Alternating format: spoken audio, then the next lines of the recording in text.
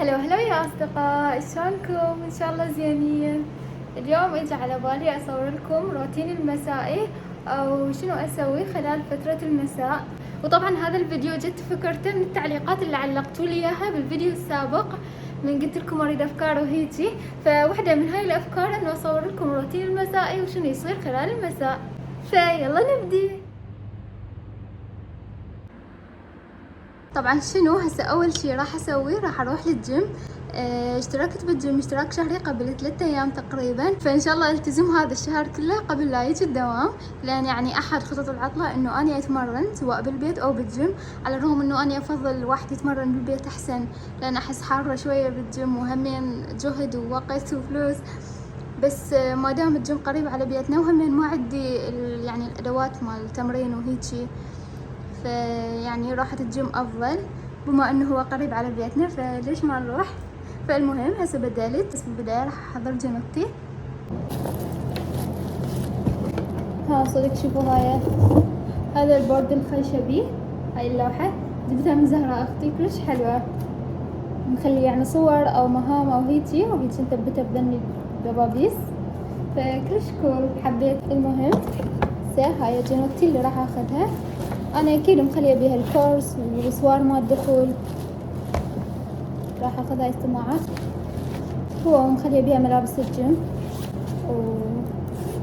واجيب هسه محفظتي، وهاي المطارية مال الماي راح اترسها ماي،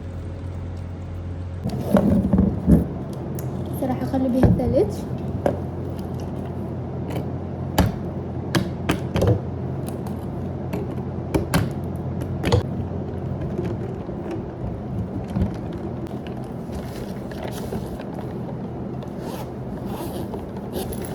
وبس هيك كملت جنطة الجيم.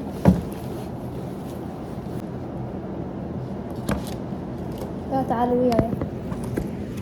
اشتريت هذني مكتوب عليهم شوفان، ما ادري بأسها الصحيات، بس يلا.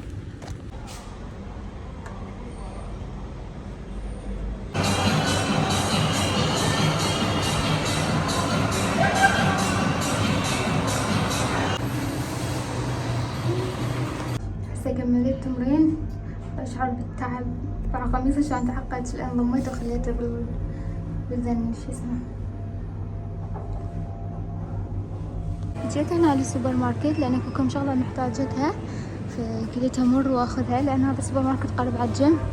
والشغله هي شغلتين، روبه وخس، فان شاء الله طالعه وانا مشتريه بس هذني الشغلتين. وجيت همين حتى ادور على ايس تي ليبتون، بس ماكو هاي الفتره، اكو بس هذا اريزونا، ما ادري ليش مختفي من الاسواق. كيت خس، قلت ما اجيب سله حتى ما اجيب هواي اشياء، بس يلا ما جبت، بس شيبسي مو الي همين. هسه رجعت راح ابدل واشوف شنو راح اسوي عشاء، ولو اني مقرره. هذا صدر دجاج منقحته قبل لا اروح للجيم حتى يموع، فاكيد هسه ما يمكن مستوى اصلا.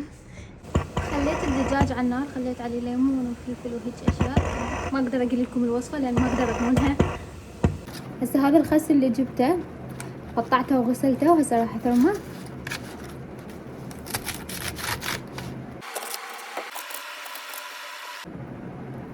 وهسه راح اخلي ملح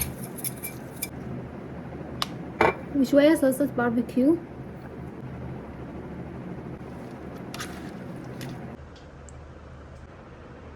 وهذا الشكل النهائي. هذا اليه بجبن وبذور الشيا، هذا الامير وما بيه شي.